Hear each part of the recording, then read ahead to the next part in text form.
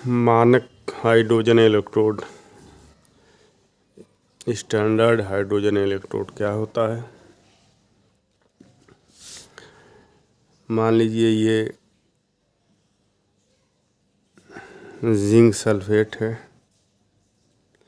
Zinc sulphate के solution में हमने जिंक का राड डाल दिया, डिप कर दिया।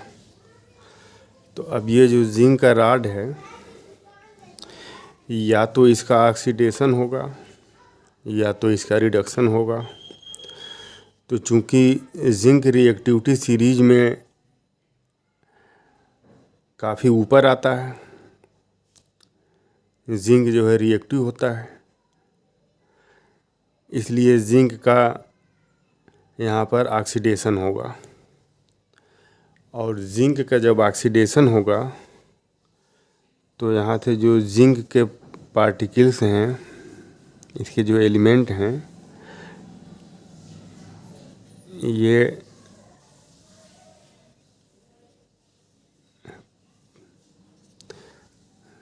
Zn+2 में कन्वर्ट होंगे। 2 इलेक्ट्रॉन ये लूज करेंगे और Zn+2 में कन्वर्ट होंगे। और जब ये Zn+2 में कन्वर्ट होंगे तो ये सलूशन में आ जाएंगे। और जब ये सलूशन में आ जाएंगे तो ये पॉजिटिव चार्ज जब सलूशन में आ जाएगा तो सलूशन पॉजिटिव हो जाएगा। और चूंकि ये 2 इलेक्ट्रॉन ये रिलीज कर रहा है तो इस इलेक्ट्रोड पर इलेक्ट्रॉन की डेंसिटी बढ़ेगी। जब इलेक्ट्रॉन की डेंसिटी इस इलेक्ट्रोड पर बढ़ेगी तो इस इलेक्ट्रोड पर निगेटिव चार्ज आ जाएगा और सलूशन पॉजिटिवली चार्ज हो जाएगा। इस सलूशन और इलेक्ट्रोड के बीच में जो पोटेंशियल डिफरेंस क्रिएट होगा, उसी पोटेंशियल डिफरेंस को हम इलेक्ट्रोड पोटेंशियल कहते हैं। और ये अगर स्टैंडर्ड कंडीशन में हो रहा है, टेम्परेचर 25 डिग्री, प्रेशर 1 बार, और ये जो इलेक्ट्रोलाइट है इसका कंसंट्रेशन 1 मोलर हो, तो जो सलूशन और इस इलेक्ट्रोड के बीच जो पोटेंशियल डिफरेंस जो क्रिएट होगा वो स्टैंडर्ड इलेक्ट्रोड पोटेंशियल कहलाएगा। तो इस स्टैंडर्ड इलेक्ट्रोड पोटेंशियल को हम नापते कैसे हैं? तो स्टैंडर्ड ये हाफ सेल है ये, तो किसी भी हाफ सेल का पोटेंशियल मेजरमेंट करना पॉसिबल नहीं है। आप किसी भी जो है सिंगल हाफ सेल का पोटेंशियल आप मेजरमेंट आप नहीं कर सकते हैं। इसके लिए आपको एक रेफरेंस इलेक्ट्रोड की आवश्यकता होती है। इसके लिए एक रेफरेंस इलेक्ट्रोड की आवश्यकता होती है। ठीक वैसे ही जैसे मान लीजिए ये अर्थ है, अर्थ से 10 मीटर की ऊंचाई पर हम कोई चीज़ लेकर के गए, तो हम ये कहते हैं कि मान लीजिए वो 1 kg का कोई मास है, तो हम और जी को अगर हम 10 ले लें 10 मीटर पर सेकंड स्क्वायर, तो हम ये कहते हैं कि यहाँ इसका जो पोटेंशियल है, पोटेंशियल mgh, m के जगह 1 और g की जगह 10 और h के जगह 10, तो हम कहते हैं कि 100 जूल यहाँ पर इसका पोटेंशियल है। तो यहाँ पर इसके अर्थ पर इसका पोटेंशियल कितना हुआ? अर्थ पर इसका पोटेंशियल 0 हुआ, क्योंकि h यहाँ 0 हो जाएगा। तो क्या अर्थ पर पोटेंशियल किसी चीज़ का 0 होता है? एक पत्थर का टुकड़ा अगर अर्थ पर रखा हुआ है तो उसके अंदर जो है कैपेसिटी ऑफ डूइंग वर्क नहीं है? क्या वो पत्थर का टुकड़ा जो है ज़मीन को दबा नहीं रहा है, प्रेस नहीं कर रहा है? अगर हम 10 मीटर की गहराई से कोई चीज़ लेकर के आएँ और सरफेस पर रख दें, तो हमने वर्क किया कि नहीं किया? हमने वर्क किया। और यहाँ 10 मीटर की गहराई से वो चीज़ उठा करके हमने यहाँ रख दिया, तो जो हमने वर्क किया वही तो पोटेंशियल एनर्जी की शक्ल में स्टोर हुआ है।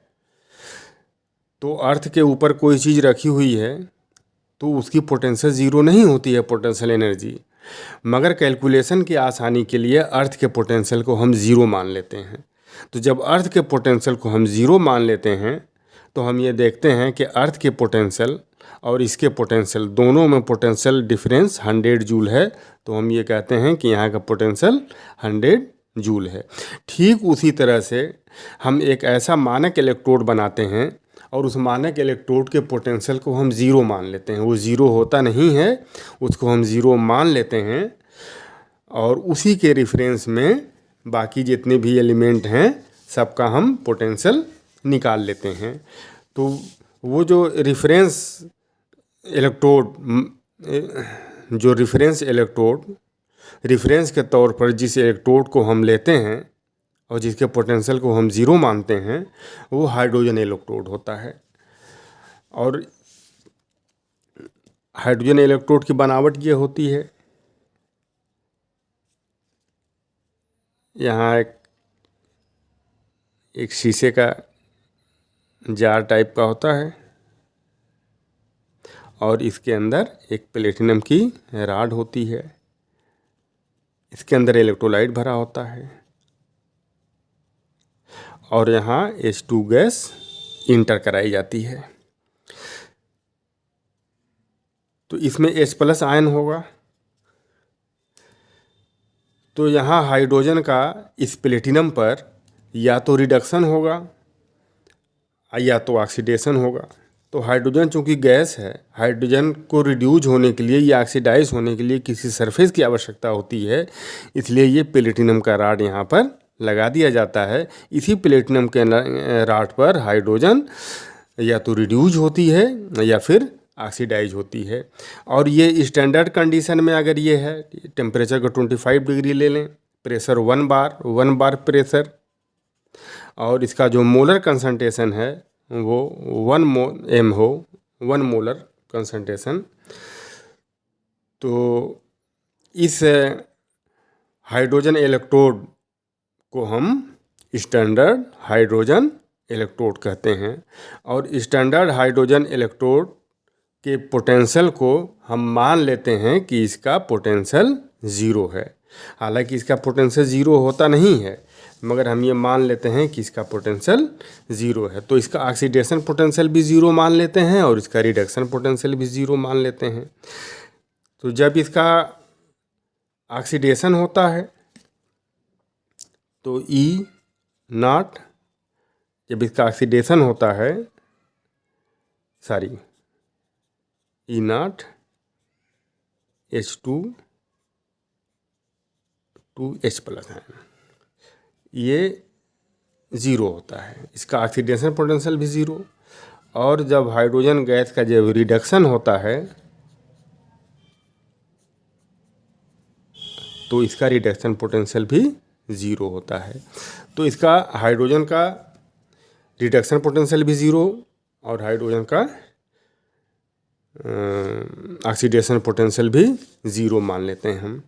तो अब इसी को रेफरेंस मानकर मानक हाइड्रोजन इलेक्ट्रोड को, स्टैंडर्ड हाइड्रोजन इलेक्ट्रोड को रेफरेंस इलेक्ट्रोड मानकर जितने भी एलिमेंट हैं सबका हम इलेक्ट्रोड पोटेंशियल निकालते हैं। और इस तरह से जो हमको सीरीज मिलती है उस सीरीज को SRP रिडक्शन पोटेंशियल के बढ़ते हुए क्रम में जब हम रखते हैं तो इस तरह से जो सीरीज हमको मिलती है उस सीरीज को हम कहते हैं इलेक्ट्रोकेमिकल सीरीज। यहाँ देखिए, यहाँ ये इलेक्ट्रोकेमिकल सीरीज दिया हुआ है। ये SRP के बढ़ते हुए क्रम में रखा गया है। ऊपर से नीचे आएंगे तो SRP इंक्रीज कर रहा है। तो SRP के इंक्रीज करने का मतलब ये है कि SOP डिक्रीज कर रहा है, ऑक्सीडेशन पोटेंशियल डिक्रीज करेगा। रिडक्शन पोटेंशियल अगर इंक्रीज कर रहा है तो ऑक्सीडेशन पोटेंशियल डिक्रीज करेगा। अब मान लीजिए यहाँ कॉपर है, यहाँ मान लीजिए जिंक है और यहाँ मान लीजिए कॉपर है, कॉपर यहाँ है। तो कॉपर का रिडक्शन पोटेंशियल 0.34 वोल्ट आया है और जिंक का रिडक्शन पोटेंशियल -0.76 वोल्ट है। तो चूंकि कॉपर का रिडक्शन पोटेंशियल ज़्यादा है, अधिक है जिंक की तुलना में, इसलिए कॉपर जिंक की तुलना में रिड्यूज होगा। इसका रिडक्शन पोटेंशियल अधिक है, इसलिए कॉपर जो रिड्यूज होगा, और जब कॉपर रिड्यूज होगा तो जिंक कॉपर की तुलना में ऑक्सीडाइज होगा। तो इस तरह से जब हम ऊपर से नीचे आते हैं तो चूंकि रिडक्शन पोटेंशियल इंक्रीज हो रहा है, इसलिए रिड्यूज होने की प्रॉपर्टी जब ऊपर से नीचे आते हैं तो बढ़ती जाती है, और ऊपर से नीचे से ऊपर जब हम जाएंगे तो ऑक्सीडाइज होने की प्रॉपर्टी बढ़ेगी। जैसे मान लीजिए ये लिथियम है और ये कॉपर है। लिथियम जो है ज़्यादा रिएक्टिव होगा, कॉपर कम रिएक्टिव होगा। अब लिथियम का ऑक्सीडेशन रिडक्शन पोटेंशियल बहुत कम है, माइनस में है कॉपर की तुलना में। तो रिडक्शन का ये लिथियम का ऑक्सीडेशन पोटेंशियल अधिक होगा। लिथियम का रिडक्शन पोटेंशियल अगर कम है, एसआरपी कम है, तो आप इसके साइन को आप चेंज कर दीजिए। अगर इसका रिडक्शन पोटेंशियल -3.05 वोल्ट है तो इसका ऑक्सीडेशन पोटेंशियल कितना हो जाएगा? +3.05 हो जाएगा, जो कि इस सीरीज में सबसे ऊपर है। तो लिथियम का चूंकि ऑक्सीडेशन पोटेंशियल सबसे अधिक है, इसलिए लिथियम अपने आप को ऑक्सीडाइज करेगा। और इसको दूसरे शब्दों में, दूसरी तरह से आप ये कहें कि लिथियम का रिडक्शन पोटेंशियल चूंकि सबसे कम है, इसलिए लिथियम के रिड्यूज होने की प्रॉपर्टी सबसे कम होगी। तो जब रिड्यूज होने की प्रॉपर्टी कम होगी तो इसका मतलब ये हुआ कि उसके ऑक्सीडाइज होने की प्रॉपर्टी ज़्यादा होगी। अब आपसे अगर एक क्वेश्चन पूछा जाए कि कॉपर सल्फेट में जिंक क्या कॉपर सल्फेट को रिप्लेस कर पाएगा? +Cu, ये रिएक्शन पॉसिबल है कि नहीं है? अब ये रिएक्शन पॉसिबल है, इसलिए ये रिएक्शन पॉसिबल है कि जिंक रिएक्टिविटी सीरीज में ऊपर आता है और कॉपर रिएक्टिविटी सीरीज में नीचे आता है। तो जिंक चूंकि रिएक्टिविटी सीरीज में ऊपर आता है, इसलिए जिंक का रिडक्शन पोटेंशियल कम है। तो जिंक जो है, अब यहाँ अगर इस तरह से रिएक्शन हो रहा है तो जिंक 0 स्टेट से +2 स्टेट में जा रहा है, और कॉपर +2 स्टेट से 0 स्टेट में जा रहा है। कॉपर यहाँ रिड्यूज हो रहा है और जिंक यहाँ ऑक्सीडाइज हो रहा है। तो कॉपर का रिडक्शन पोटेंशियल अगर जिंक से अधिक होगा तो कॉपर रिड्यूज होगा, और कॉपर का रिडक्शन पोटेंशियल अगर जिंक से कम होगा तो कॉपर रिड्यूज नहीं होगा, तब जिंक रिड्यूज होगा। मगर रिएक्टिविटी सीरीज में हम ये देखते हैं कि कॉपर का रिडक्शन पोटेंशियल जिंक के रिडक्शन पोटेंशियल से अधिक है, इसलिए कॉपर जो है रिड्यूज होना चाहेगा और जिंक ऑक्सीडाइज होना चाहेगा। तो जिंक यहाँ ऑक्सीडाइज हो रहा है और कॉपर रिड्यूज हो रहा है, तो ये रिएक्शन पॉसिबल है। तो इस तरह से हमें इलेक्ट्रोकेमिकल सीरीज मिलती है। तो सबसे पहले हम बात कर लें स्टैंडर्ड हाइड्रोजन इलेक्ट्रोड पर। Since electrode potential of single electrode can not be measure directly, we can measure single electrode potential with respect to reference electrode. The electrode potential of reference electrode is known as hydrogen electrode, is taken as reference electrode. Hydrogen electrode को हम reference electrode के तौर पर हम लेते हैं और इसको स्टैंडर्ड हाइड्रोजन इलेक्ट्रोड या SHE भी कहते हैं। With the help of SHE we can measure electrode potential of any element. इसके हेल्प से हम किसी भी एलिमेंट का इलेक्ट्रोड पोटेंशियल हम मालूम कर सकते हैं। जिस एलिमेंट का इलेक्ट्रोड पोटेंशियल हमें मालूम करना है, उस एलिमेंट को उसके साल्ट सॉल्यूशन में डिप कर देंगे, और ये जो हाइड्रोजन इलेक्ट्रोड है, इस हाइड्रोजन इलेक्ट्रोड से हम उसको जोड़ देंगे, और जोड़ने के बाद हम उसका जो इलेक्ट्रोड पोटेंशियल है बड़े आसानी से हम निकाल सकते हैं। तो ये जो SHE है, स्टैंडर्ड हाइड्रोजन इलेक्ट्रोड, ये इसका जो पोटेंशियल है इलेक्ट्रोड पोटेंशियल, उसको हम ज़ीरो मान लेते हैं। अगर ये रिडक्शन का काम कर रहा है तो इसका रिडक्शन पोटेंशियल भी हम ज़ीरो मानेंगे। और अगर ये ऑक्सीडेशन का काम कर रहा है, अगर ये एनोड बन रहा है, ये एनोड का भी काम कर सकता है, ये कैथोड का भी काम कर सकता है, ये दोनों काम जो करेगा। अगर इस प्लेटिनम के रॉड पर, अगर इस प्लेटिनम पर ऑक्सीडेशन हो रहा है तो ये एनोड का काम करेगा, अगर इसके ऊपर रिडक्शन हो रहा है तो ये कैथोड का काम करेगा। अगर इस पर ऑक्सीडेशन हो रहा है, जैसे ये अगर ऑक्सीडेशन हो रहा है तो यही हाइड्रोजन इलेक्ट्रोड एनोड का काम करेगा, और अगर इस पर रिडक्शन हो रहा है तो यही हाइड्रोजन इलेक्ट्रोड कैथोड का कार्य करेगा। दोनों कार्य ये करता है। If we want to measure electrode potential of zinc, मान लीजिए आपको जिंक का इलेक्ट्रोड पोटेंशियल आपको मेजर करना है, we have to combine Zn electrode with SHE to make cell. We can measure electrode potential of zinc since zinc is above hydrogen is in the activity series, hence tendency to lose electron of zinc is more than that of hydrogen। क्या मतलब हुआ इसका?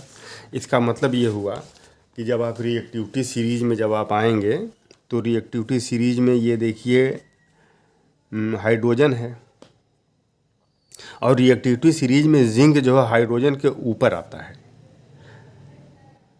इसलिए जब ये hydrogen के ऊपर आता है तो आप ये देखें कि जिंक का जो रिडक्शन पोटेंशियल है वो कम है। किससे? हाइड्रोजन से। तो जिंक का रिडक्शन पोटेंशियल जब कम है तो जिंक जो है का रिडक्शन नहीं होगा, जिंक का ऑक्सीडेशन होगा। जिंक का रिडक्शन पोटेंशियल अगर कम है तो हम उसको इस तरह से भी कह सकते हैं कि जिंक का ऑक्सीडेशन पोटेंशियल अधिक है। तो जब जिंक का ऑक्सीडेशन पोटेंशियल अधिक है तो जिंक जो है अपने आप को ऑक्सीडाइज करने का प्रयास करेगा। तो जिंक यहाँ पर जहाँ ऑक्सीडेशन होता है उस इलेक्ट्रोड को हम एनोड कहते हैं। तो जिंक यहाँ पर एनोड हो जाएगा, जिंक यहाँ पर एनोड हो जाएगा, ये जिंक का हाफ सेल, और जो SHE है ये भी हाफ सेल है, ये भी हाफ सेल है। दोनों हाफ सेल को मिला करके एक कंप्लीट सेल बनाते हैं।